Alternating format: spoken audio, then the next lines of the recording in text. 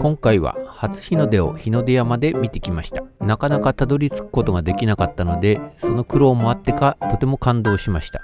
今回は3回目だったので、日の出までの空の明るさの変化、色の変化を楽しむことができました。また下見をして温泉の営業開始時間にちょうどよく到着することを狙っていたことの結果も動画の方でご紹介しております。さてどうなったでしょう。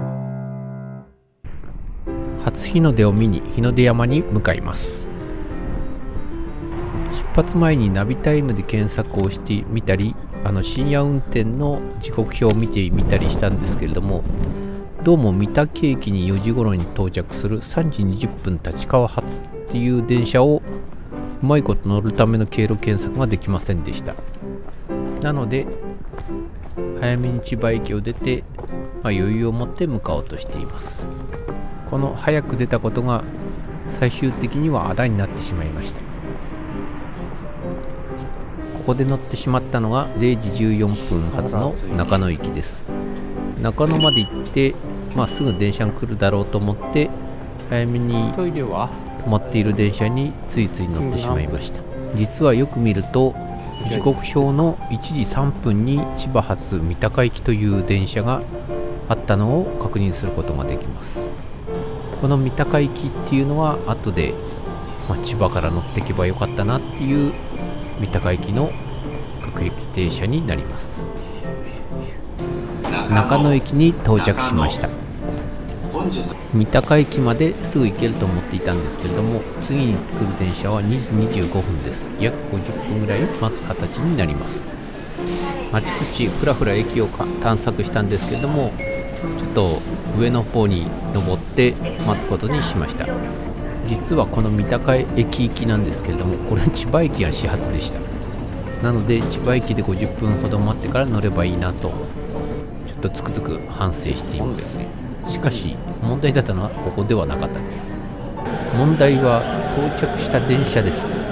すごい混んでいてなかなか乗れません。とうとうもう6両ぐらい走ってやっと隙間を見つけて乗ることができました。これに乗らないともう日の出を見ることもできず帰るしかありませんでした。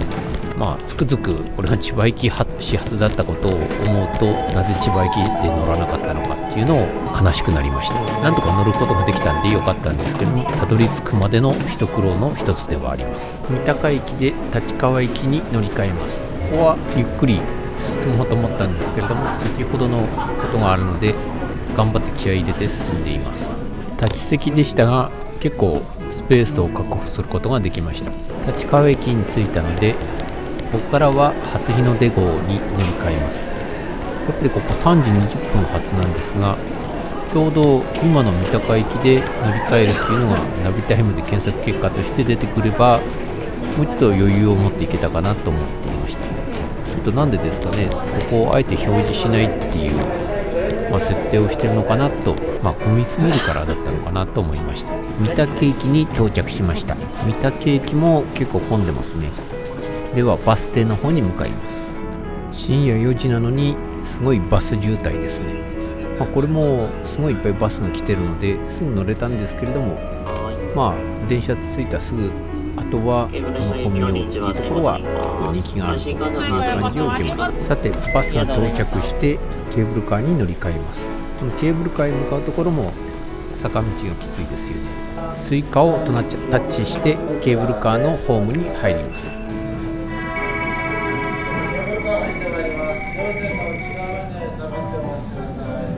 いよいよケーブルカーがやってきました。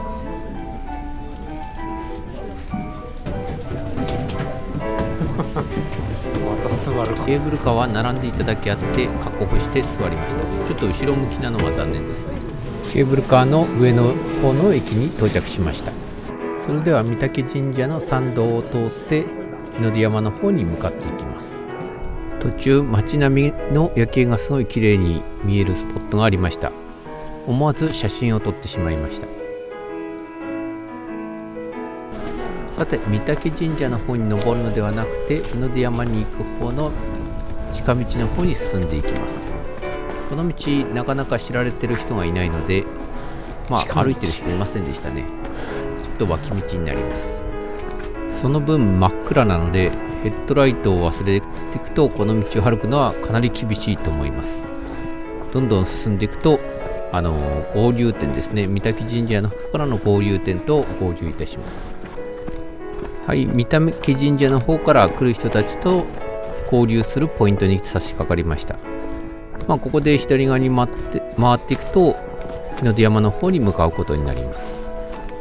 日の出山に初日の出を見に行く人たちが結構いますね。一緒に進んでいくような形になります。ライトがないと先が見えない真っ暗な夜道を歩いていきます。下見の時に気をつけなきゃいけないなって思っていた岩場に差し掛かりました。ちょっとそうですね、ここ岩場になっているので足をくじかないように進んでいきます。ちょっと右側も崖なのでちょっと気抜いて落っこちないようにして進んでいきます。石の階段のところに差し掛かりました。階段が見えてきたってことはそろそろ頂上の方に近くなってきています。階段なんで結構ちょっと答えるんですけれども、ここは登らざるを得ないので進んでいきます。階段でちょっとへたっている間に一緒に行っている息子にどんどん先に行かれてしまいました。なんとか追いついたり待っていってもらったりして進んでいきます。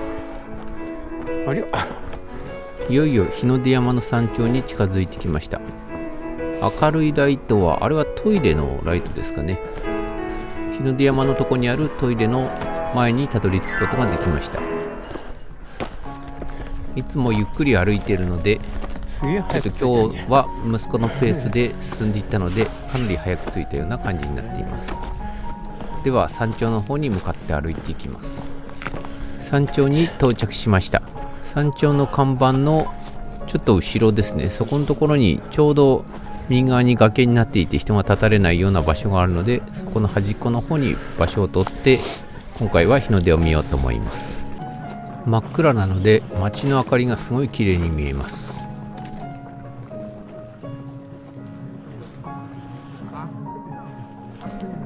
日の出の時間はまだなんですけれども、地平線のところがちょっと赤色になってきました。ちょっと夕方の色合いみたいな感じになっています。さらに明るくなってきました。もうあれですね、空の方は黒くなくて真っ白い青色になってきています。だんだん賑やかになってきたんで見てみるとちょっとまだ人で見えなかったんですけども、太陽が出てきているような感じです。出てきてますね。出てきたじゃん。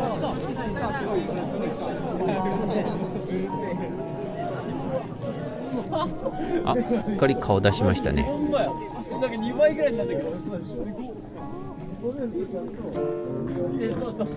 完全に顔を出すと眩しいですね。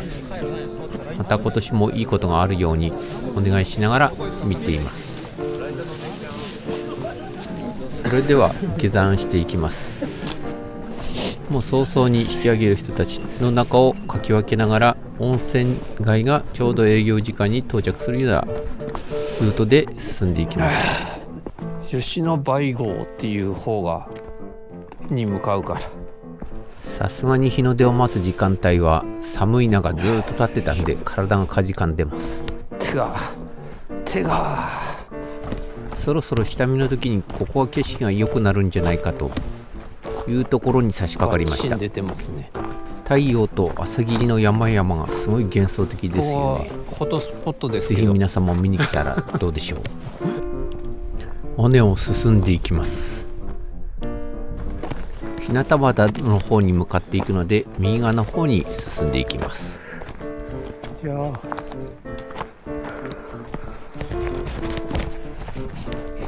進んでいくと鉄塔が見えてきました。鉄塔だ。鉄塔のとこに来ましたね。しばらく舗装道路が続きます。舗装道路が終わって山道に戻ります。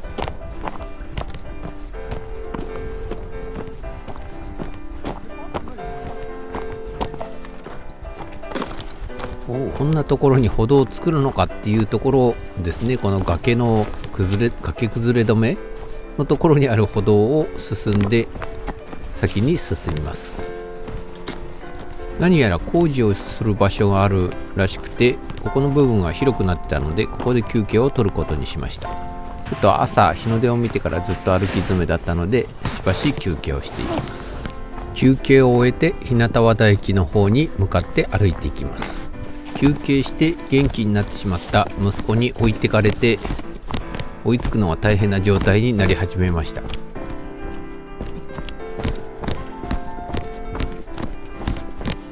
途中琴平神社があったので、軽くお参りをして先に進みます。またもや子供に爆走されて追いつくのはやっとです。やっとかし子供に追いついたんですけれども、なんということでしょう。おい、大丈夫か。ちょっと子供が転んでしまいました。特に問題なかったんですけれども、ちょっと心配になりますよね。もうちょっとで登山口の入り口になります。登山口の入り口に到着しました。これで一旦日の出山からは下山したことになります。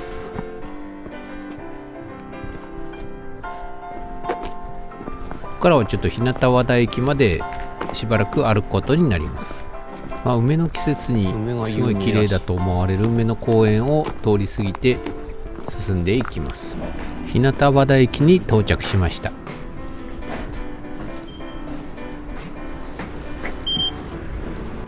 今回は日の出を見るために奥多摩市にある日の出山に登山いたしました。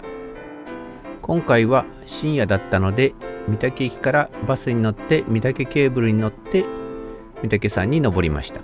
御嶽山からは日の出山へ登山で向かうことにいたしました。今回で日の出山で日の出を見るのは3回目になるので、空のグラデーションの変化や、明るさの変化を観察できればなと思っていました。そしたらすごいですね。突然深夜の真っ暗で街の明かりが照ってるところから朝焼けが綺麗に出た後、空が明るくなって、白くなって、その後にまた地平線がちょっと赤みを帯びたところで太陽が出てくると。この明るさの変化はなかなか日の出の時しか見ることができないので、とても感動いたしました。日の出の後、温泉の施設にちょうど営業時間に着くように向かうことにしたんですけれども、今回はちょっとペースが速くなってしまったため、奥多摩線ですね、それをちょっと一本前に乗ることができました。結果、温泉施設に50分前に着いてしまうということになってしまい、温泉施設で待つということは変わらずでした。もうちょっと工夫していければと思いました。では今回の日の出登山の動画は以上です。動画に興味がありましたら、いいね、チャンネル登録をしていただけると今後の動画の作成の励みになります。よろしくお願いします。